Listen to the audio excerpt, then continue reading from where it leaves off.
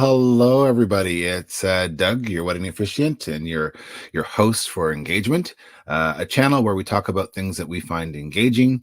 Basically, whatever tickles my fancy is what we do here. We've talked to entrepreneurs, we've talked to some phenomenal women, we've talked to some wedding experts, and right now we're in season 3 talking about men's health, men's habits, and men's humor. So, welcome to Engagement.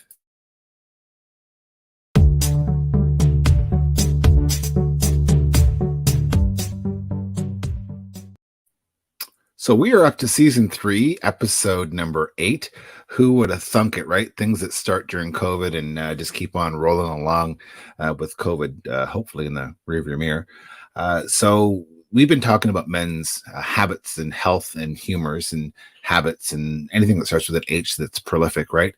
So today, to end out our season, I wanted to bring in a guru. This guy is phenomenal. And he's originally from my neck of the woods, but he now lives in a different neck of the woods. And his name is David. And David is a proud Eagle Warrior and a great guy to talk to.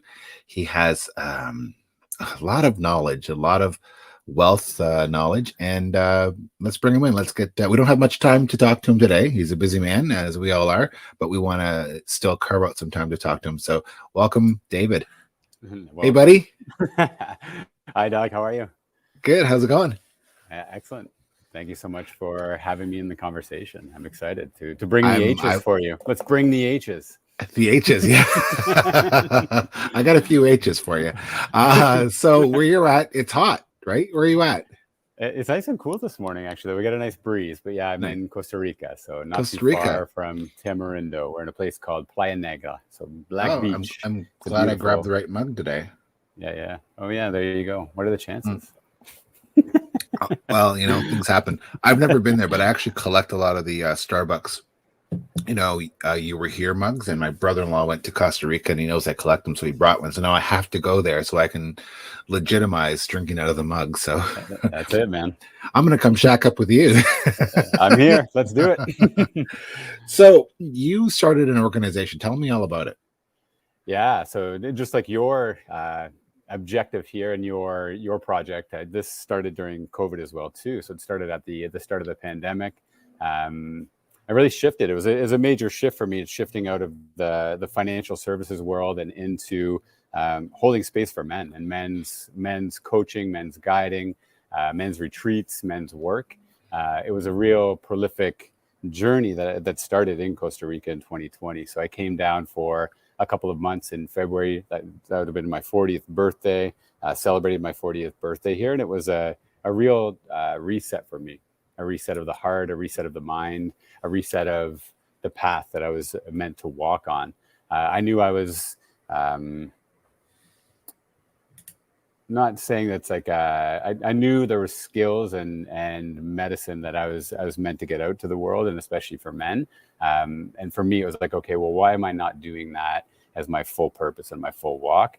So I sat with it. I sat with it for a couple of months and came back and landed back in Toronto, and then was going to head right back to Costa Rica, and then lockdown happened. So I was literally locked into this cocoon of creation to give birth to Xpansive Warrior, and we've been doing it ever since. So we're going to be coming up on a year holding space for the brothers, and it's been incredibly fulfilling and rewarding to choose and make that decision of honoring my true calling and my path. I think that's awesome. I mean, I think that I don't care what species you are. We all have our challenges, whether you're male, female, or undetermined. It's great to have, though, a brethren to help you along the way, because it's not easy for any gender or any species to evolve and be and embrace. But when you have someone that can understand your path and your walk and the way you think, that's important. Now, I was raised with a very, very strong female presence, more strong female than male. And I always said that I think I understand the female beast better. Don't send me letters. Better than most. And I probably do, but I don't understand it all. And with We that, never will, Doug. We never will. no, we have to work to understand ourselves first, Mm-hmm. which I think is extremely important. So, you mentioned retreats. I know you guys have got a picture here of retreats. I think one of your flyers, one of your ads, Yeah, that's it. bringing people together. Where do these happen? Do these happen in Costa Rica? We did 2 in Ontario to kick off the community and to kick off the tribe. So now we're just unfolding 2022. So we're looking at having a little bit of Canada exposure, and then also down here in Costa Rica.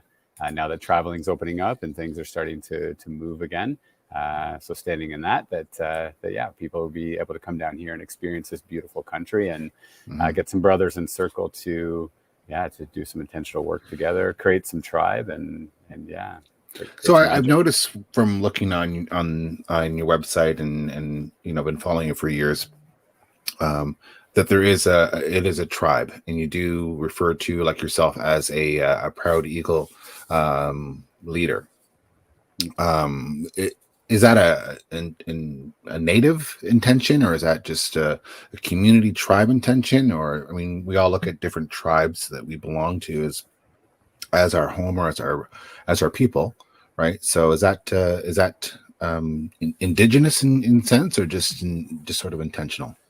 Well, I'm a member of the Tenanega Mohawk Nation. So my grandma's full Mohawk, and I have lots of family on that territory, and that in Six Nations. So and that's a medicine name that I received in a sweat lodge ceremony.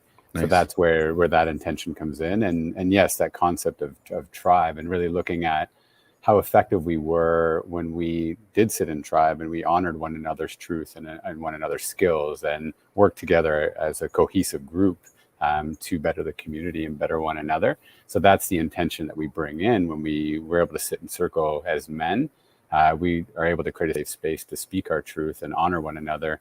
Not only honor our skills and the things that we've been able to curate to contribute back to the world, but also look at where we are ineffective as well too, and where those shadow sides may be showing up, and walk and support each other through those safely, which is a very, very powerful thing to do, to sit in circle and be able to expose ourselves, our full true selves, because especially men, and I would assert a lot of women too, we don't have that opportunity to do that. Women have been doing that more effectively with men, because they can sit in circle and they share emotions and they really share what's there at a deeper level. So this is where the opportunity is for men to be able to come in and throw it all on the table and have other brothers to support them and honor them through that journey. I love that. Now, I mean, in my neck of the woods, we do have a lot of indigenous reserves, and I've always been intrigued with the whole sitting in circle, sort of in a sweat lodge or a smoke room, sort of setting.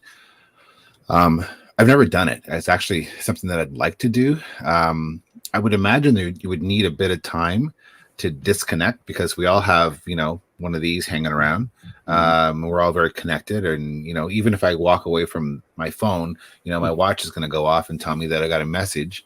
I would think that you'd need some time to sort of decompress between, technology and sitting in circle. I mean, that would probably be very helpful, so that you can, truly tap into who you are, or as I call it, navel gaze, think from your gut out. Are you seeing that people need to have that decompression? Oh, absolutely. Just sitting in silence. So we actually have in last week, inside of our 90-day program, we had the brothers go out and do a mini vision quest. So they go out, and there's no technology, in nature, minimum 24 hours, and sit with their thoughts, sit with the emotions, sit with everything that comes up. And it's incredible. Like, just in that 24-hour period, what they come back, and the profound messages and the clarity that they come back and share on where they're ineffective, where their intentions are wanting to go, and be able to make that next step. And it's such a beautiful thing if we can shut down and preferably get into nature. And that's a big reason why I'm down here, because it's to be able to show people how powerful sitting in nature and sitting in beautiful scenes and with Mother Nature and Pachamama, and be able to harness that energy and really listen to our hearts and find that guidance within ourselves. Bit of a spin-off tangent of that, which is I'm sort of the king of tangents apparently. Have you ever noticed when us guys with our bravado and our tense, or we're all tense in a lot of spots, right? When you go in for a hug with one of your tense buddies, it's kind of like shoulders in, hips back, right? It's like there's no real like connection. But with those people that are a little more in your circle or brethren to you, when the hug comes in and it's a hug, like it's solid, it's together. Like, there's a different feeling. Have you ever noticed that? Oh, absolutely, for sure. And it's so powerful. Like when the brothers come in, because often our retreats, they don't know each other, so they're perfect strangers. But even just sitting in a circle and sharing a dark side of ourselves or something that we're challenged with, how close that brings the men together very, very quickly. Like at the end of the weekends, it's like they've known each other their whole lives, and it's full on hugs, tears, laughs, and really standing for one another and seeing one another for what we're out to create. And it's a powerful. Well, I think thing. The women have always been really good at, and again, don't send me letters, about creating community amongst women. And I think us guys aren't good at creating community amongst ourselves, unless it's, in front of a football game or a sporting event or somewhat inebriated, because we tend to be a little more loosey-goosey then. So I think it's great that you're giving people the space to do that, and that's exactly the right word, is space to do that, because they if they don't carve it out to do it, they won't. So that's awesome. I really love some of you don't do a lot on Facebook or Instagram, because you're busy being with Mother Nature and being tuned into yourself and not tuned into other frequencies, right? Which is smart. but that's a skill that we're working on to grow the community. We definitely understand that's where we need to be. It's a discipline and it's a balance. Putting a lot more intentionality around it, for sure. So I love this photograph. I'm gonna show it to you right now. I'll tell you why I love this. I love the back of the shirts. It says, "We stand for love, trust, respect, bravery, wisdom." And I can't see the last one, but I'm sure there's more to it as well. I love that. I look at the commitment that people have in this circle and the closeness and the message, and I think, wow, you got it right. That's powerful. So that's our closing circle for one of our retreats, and you can see the true connection that the brothers have inside of that circle, where we take the time to acknowledge one another, like stand and acknowledge it.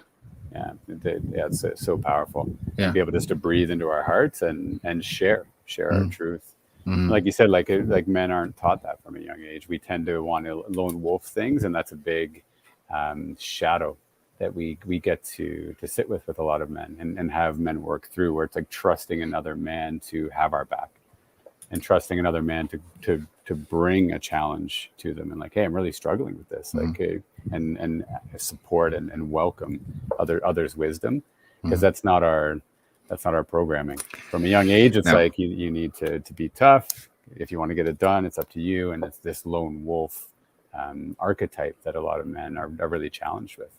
And being a self-made anything is just not the truth. It's like, if we can create a tribe and community around us, then whatever it is, whatever we're intending to create in the world, moves and comes to us much, much, much faster when we have others supporting us in that. So do you have tribes that are not just where you reside, that are around the globe as well? Like that are pockets of tribes that are there to support? Bad example would be, well, I don't think it's a bad example, but maybe an awkward example is, AAA or, Scouts or whatever the case may be, where they have groups that have the same message and same idea, same mantra, and they get together to chit chat and support.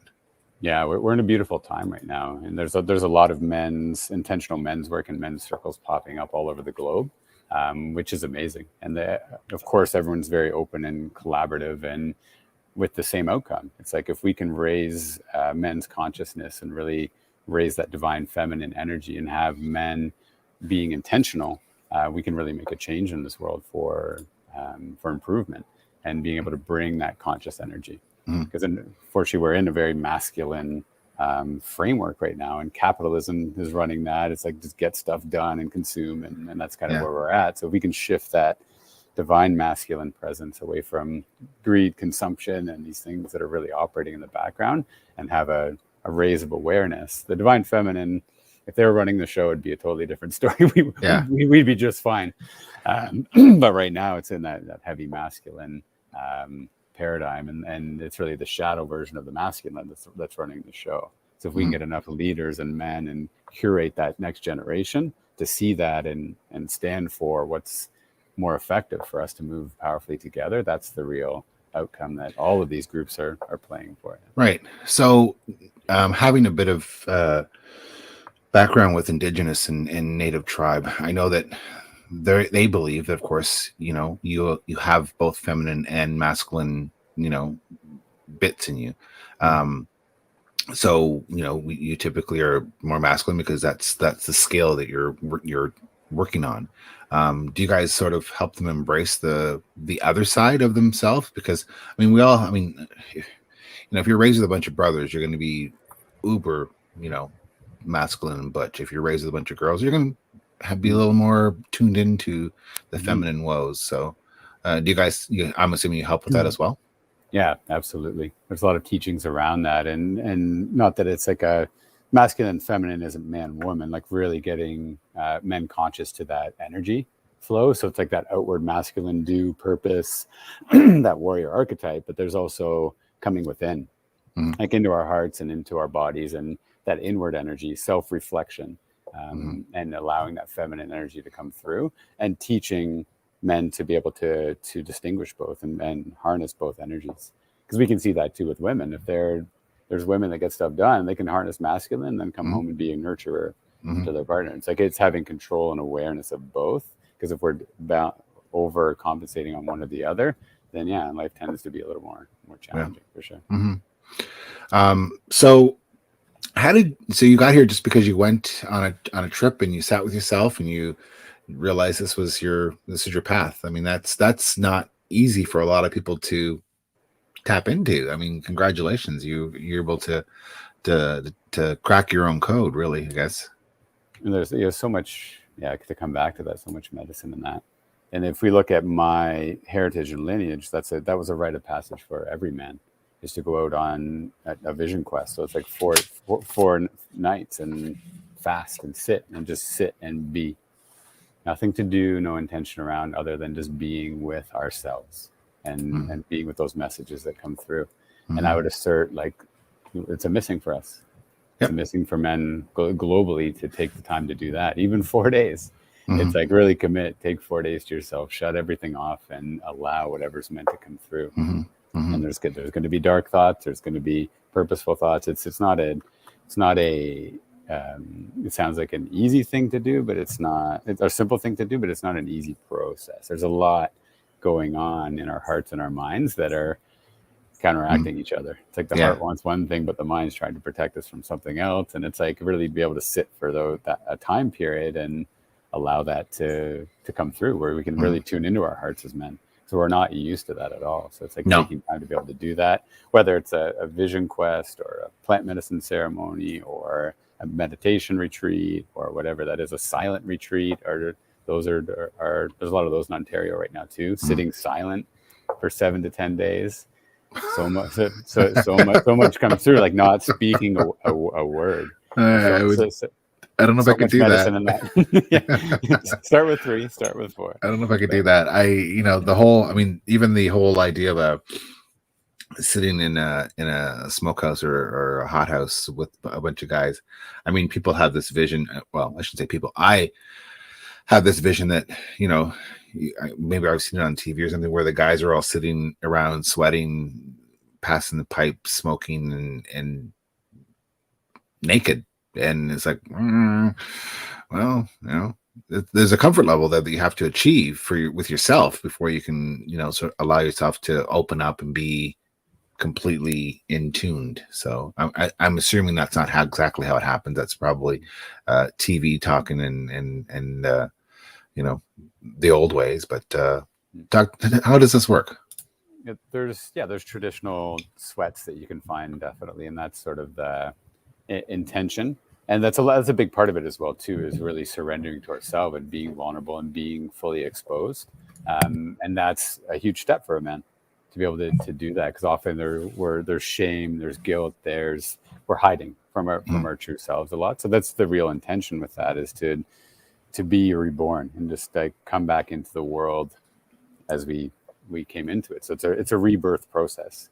So it's like going into the womb of the lodge and then being reborn, coming back out as a new man, and being fully exposed in that process and held by the energy of the other brothers in that. And there's some non-traditional words, like you have a choice to how you want to go through that experience, and it's a stepping stone, right?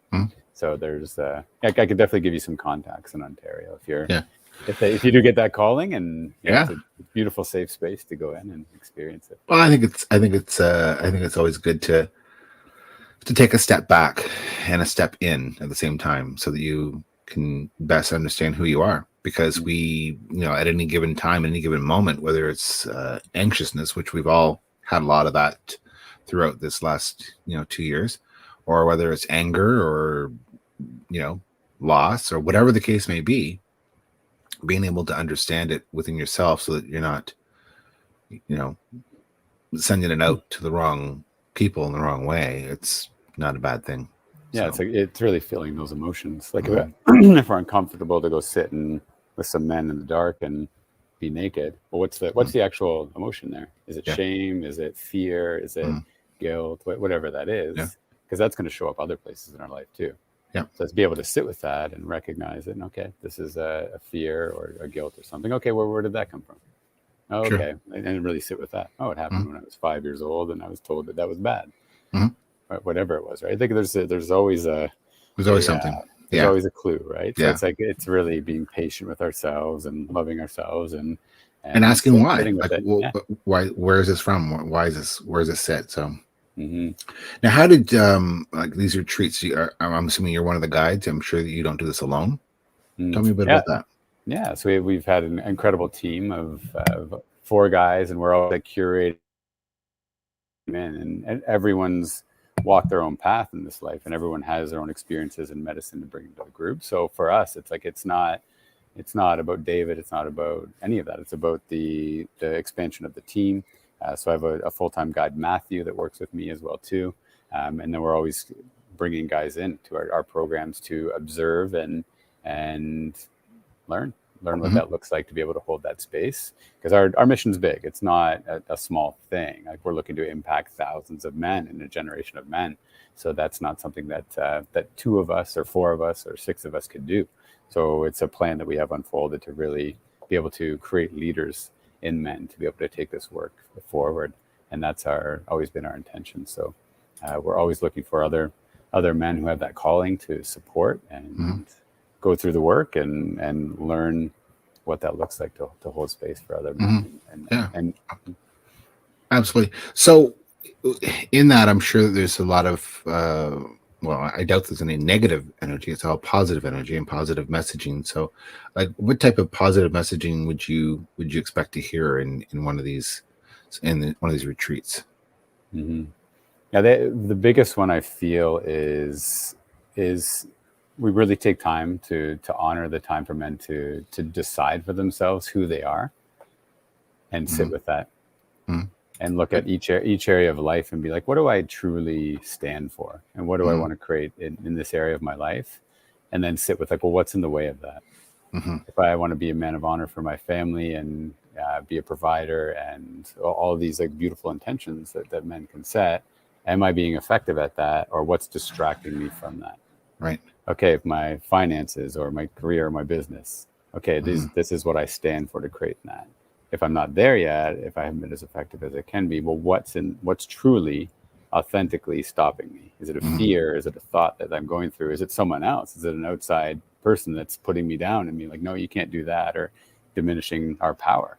So it's like really taking our power back in each area of our life and doing the looking at what's in the way and creating a structure that supports moving through that, to create the life that we want, and that power of clarity.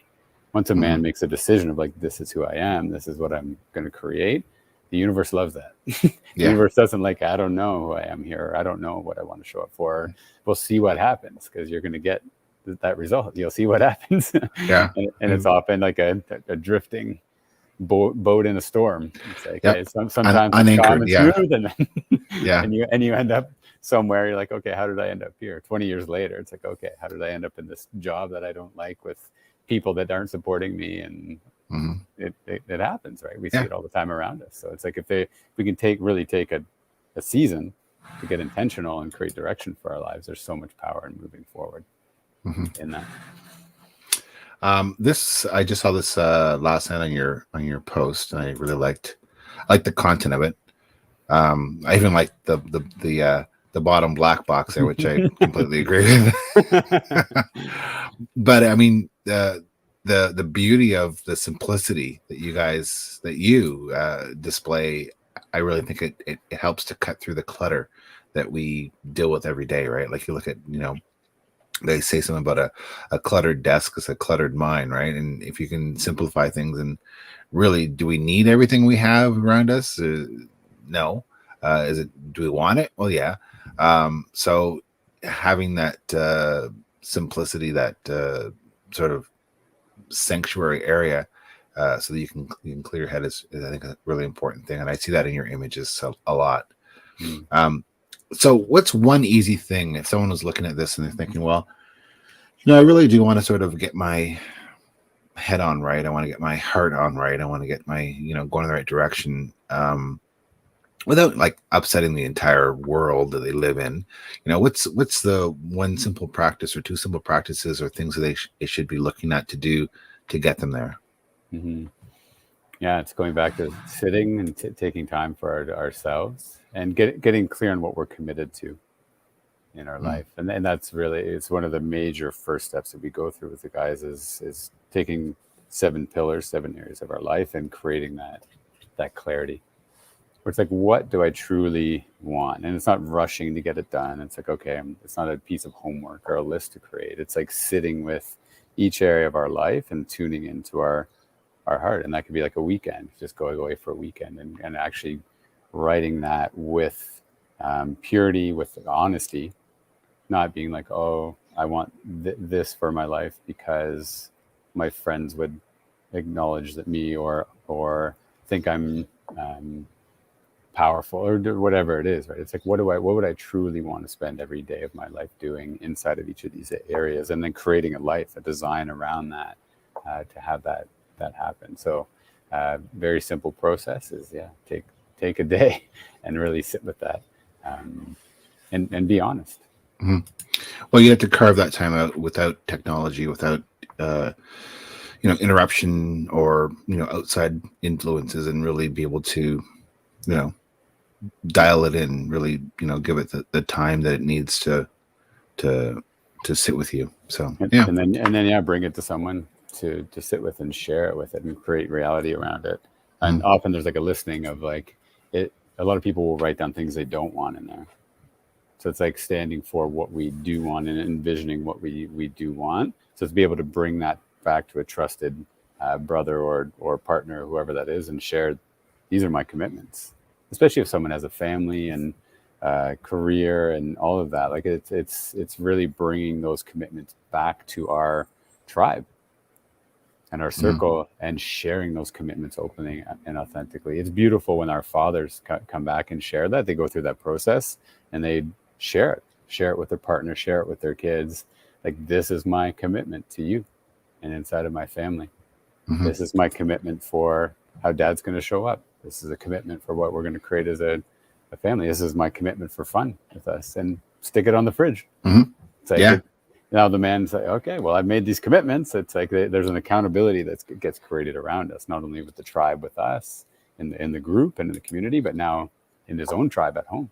There's an accountability and a clarity of purpose, and things shift very, very quickly when a man shares his commitments to his closest.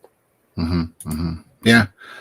So, who inspired you to get to where you are today? Or is there a certain person or leader, or maybe it's something that was, someone that came to you, or something you saw? Like, what inspires you? Yeah, for me, it was my first men's group, because before getting into this type of work, I didn't trust male relationships at a deep level. I didn't trust to expose myself, share my secrets, share what I wanted to create with another man. And often, as men, we have that. There's a betrayal that happens when we're young. It could have been a friend or someone close to us that we fully trusted that created this experience of betrayal. Mm-hmm. And then that's True. where we step back and be like, oh, I can't fully show myself. So for me, it was a group called the Universal Brotherhood in Toronto. So Garth Sam is the leader of that group and the founder of that group, and that's the intention is for brothers to come in circle and be able to share vulnerably and break bread once a month. And that's how it all started. And there's been beautiful brothers and friends that I've met inside of that have held space for me. So for me, it's like the one thing to do for the men that are watching this and the women that are watching this, for their partners and family members that are men, is like, look for a space where a man can go and feel safe and feel seen and be able to share from his heart and share from his soul what's the challenge, what may be a struggle, and what he wants to commit to and create for his life. And that was such a powerful thing to be part of a community like that, to be able to do that, because then I was able to be with my authentic self and start creating from that foundation, versus just doing a bunch of things to make money or get recognition, all of these different intentions that weren't pure to who I am and my heart. Mm-hmm. Well put. One of my last images I want to show here, which is one of my favorites as well. Yeah, what a gorgeous setting. Mm-hmm. I mean, you look at this and you feel calm, you feel relaxed, you feel that you can, get your head on straight and know where you're going. So, before I close out, any last words you any retreats coming up you want to share about, or any content or stories? Now, for me, well, it's inviting, the men that are on this to take that time to go into nature. We had some beautiful shares last night in our circle inside of our 90-day journey home, where the men just went out and were with nature and then took that time of what came through. So I invite the brothers to be aware of, like, we are part of nature, and there's so much medicine to just to go sit. I know it's getting a little bit cold up there, but find somewhere to sit in nature and take time for ourselves and maybe just bring a pen and paper and just write what comes up and make that a practice. Right, because we're not meant to live in boxes with technology all around us, and it's just not how we're meant to be, and it's actually distracts us quite a bit. So if we can get out for ourselves and for our families and for our friends and for our relationships, it's such a beautiful act of, like, self-love, to sit and go within, to come back more powerfully, with the intention to come back more powerfully and stronger as a man, to be able to serve those people that are important with us and around us. For us, like, I can definitely share every Wednesday night at 8 p.m. Eastern, we have something called the Fireside Sit Down. So that's a virtual circle that any man can join us on. So I'd love to definitely extend that invitation out for any of the men that watch this, and again, any of the women that have a man that's important in their life, to send that invite out. And I can send you the links, Doug, if you want to send that out. Yeah, that'd be great. Please do. Be happy to have any men inside of that. And then January, we'll be launching another 90-day journey home with the brothers. So that's where we really get clarity of purpose and sit in that circle and really have a beautiful safe space for men to define who they are and what they want to create for their lives, and to be able to do the looking of what's in the way and clear that clutter and stand in different masculine archetypes inside the warrior and a king and a lover and a magician, and really start creating inside of that.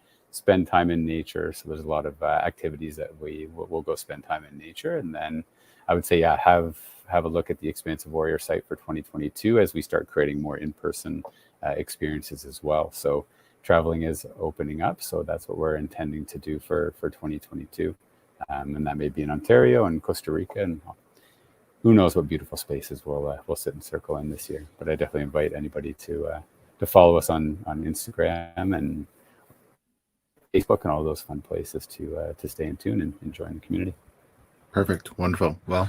Well said. I'll let that be the last word. I'm going to just hold tight while I do a little end here, and I'll be right, just hold the line. Right.